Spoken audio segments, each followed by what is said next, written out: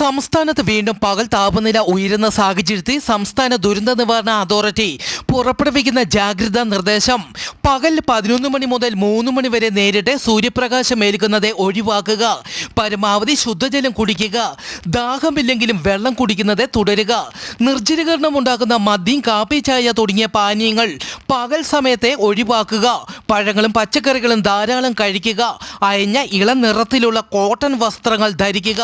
കാട്ടുതീ വ്യാപിക്കാൻ സാധ്യതയുള്ളതിനാൽ ചൂട് ശക്തമാകുന്ന സാഹചര്യത്തിൽ വനമേഖലയോട് ചേർന്ന് താമസിക്കുന്നവർ ജാഗ്രത പാലിക്കണമെന്നും അറിയിച്ചു.